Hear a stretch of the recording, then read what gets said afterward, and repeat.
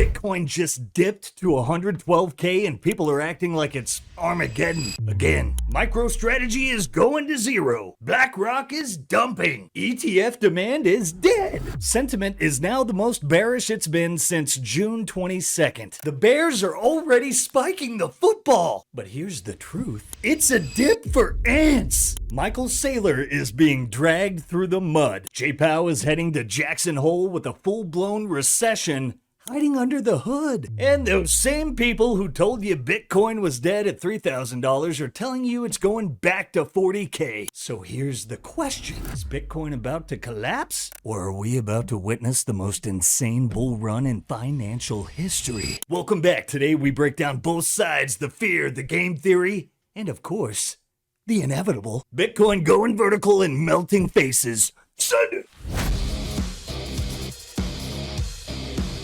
Let's start with the panic, because you have to understand the bear case if you want to survive the bull. Michael Saylor's strategy has now accumulated 629,376 BTC, but the dilution is becoming a meme. 33 billion in Bitcoin, 8.2 billion in convertible notes, zero coupon debt, and a stock float that keeps inflating faster than fiat. The stock? Below its 200-day for the first time in a Bitcoin bull phase since 2020. Meanwhile, the ETFs are letting go. ARK is dumping, BlackRock is dumping, Fidelity is dumping at a record pace. And as you can see, retail is more bearish right now than they were at 69K in 2021. And that's where this gets interesting, because this isn't just a price move, it's a power move. Larry Fink, CEO of BlackRock, just became the interim chairman of the WEF. Spooky. And BlackRock also happens to be the second largest Bitcoin holder on the planet. Coincidence or game theory? I mean, first of all, we have to accept the World Economic Forum is a fanatical political organization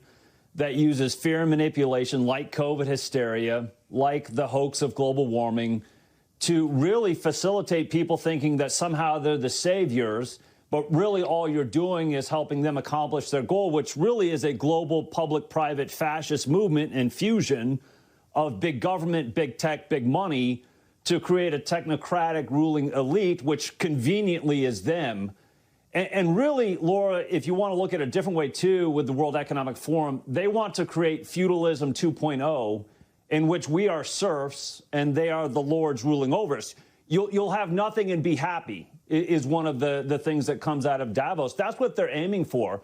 They're aiming for feudalism in which we are serfs and we should be happy that they are ruling over us. That's why Monday we ran the adversarial game theory episode, not because we think it will happen, but because evil institutions do evil things, especially when they smell blood. And right now, the macro backdrop looks a lot like 2008. PPI came in hot. Job numbers being revised down like at insane levels. And corporate bankruptcies are back at 2020 levels, probably nothing. And Jerome Powell is about to walk into Jackson Hole this Friday. If he goes full Volcker, look out below, yield spike, liquidity drains, and Bitcoin could flash crash to 100K faster than you can refresh X. Rate cuts are bullish, but it's also a signal the house is already on fire. Here's what the bears are missing. Bitcoin, let's hit that before I let you run. I mean, what do you make of it?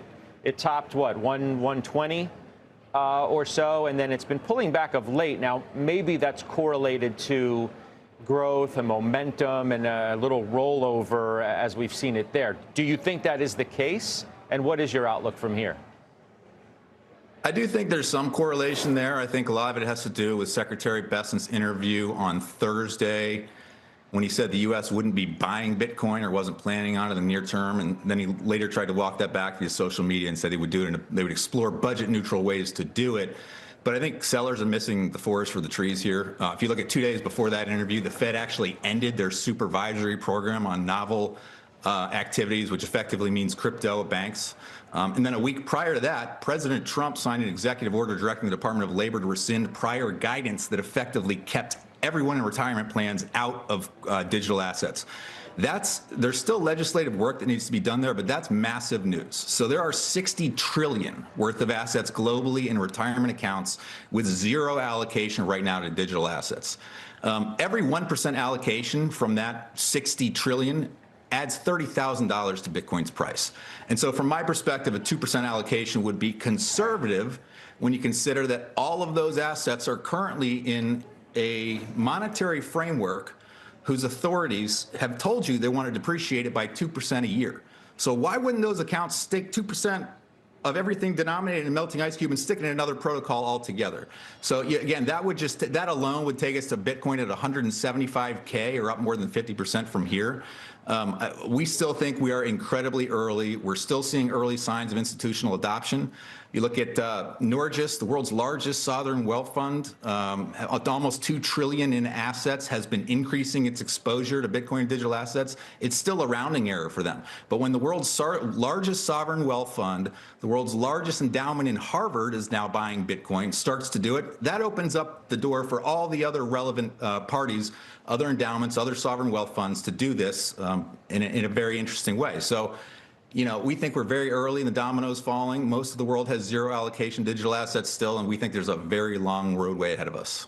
All right, we'll see you soon. 60 trillion in retirement dollars are lining up for Bitcoin exposure, which is why we're likely to see the greatest bull market in the history of mankind. Yes, Bitcoin is still going to 1 million. And Adam Back put it best: fortune favors the HODL. Global liquidity at the exact levels that triggered the 2020 breakout. This could be a coiled spring. We could see a pullback to the bull market support band before blasting to new all-time highs afterwards and beyond. Oh, and hey, if you're still holding Bitcoin on an exchange, you're doing it wrong. We're about to bring it home. But before we do, look at our likes. 3 or 4 times, maybe. I gotta pump those numbers up. Those are rookie numbers in this racket. Hey, don't forget to like, subscribe, give us a pamp, and head over to thebitcoinway.com to learn how to self-custody your Bitcoin like a sovereign individual. They'll walk you through multi-sig privacy and even help you move your coins off those clown platforms. No tech skills required. The team over at the Bitcoin Way has got you covered from start to finish. Don't be caught holding IOUs when Valhalla arrives. Schedule a free 30-minute consultation with the Bitcoin Way using that link below in the show notes. And once you've secured your Bitcoin, here's how to make it work for you without selling a single sat. If you ever need to tap into your Bitcoin's value without selling it, boom, you're holding pristine collateral. That's where Ledn comes in. Ledn has funded over $10 billion in Bitcoin-backed loans since 2018. No monthly payments, no penalties, just flexibility. You control your loan, you control your Bitcoin. Collateral is never lent out to generate interest, and every 6 months, proof of reserves. It's simple. If you need cash but don't want to sell your precious Bitcoin, Ledn has your back. Check out Ledn, Bitcoin-backed loans done right. Go to learn.ledn.io/Simply, and Simply Bitcoin clients will get 25 basis points off their first loan. All right, now here we go. Here's why the collapse explosion narrative. CME FedWatch shows 85% odds of a rate cut in September. But every time the Fed starts cutting, 2001, 2008, that's when the real pain starts. And Bitcoin tears the roof off. This isn't the top. This is the launch pad.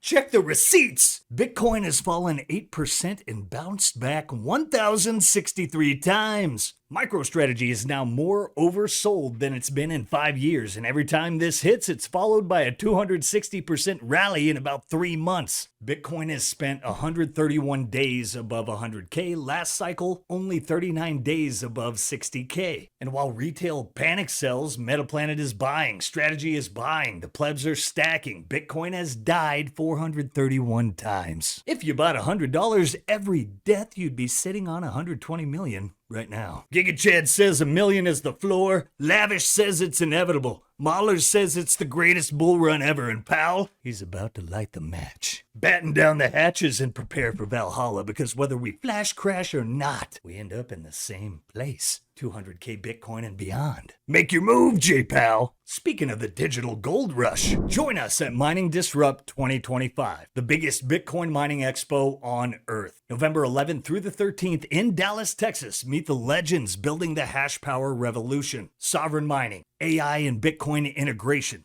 This is where the next wave of Bitcoin history is being written. So grab your tickets today and use promo code SimplyBitcoin for 20% off. Hey, hope you guys enjoyed this one. Don't forget to like, subscribe, and give us a pamp by sharing the Sound Money Gospel. Set those notifications for the best in Bitcoin news delivered to you daily. I love you guys. Send it! And I'll see you tomorrow. Peace. If you prefer to go down with the ship,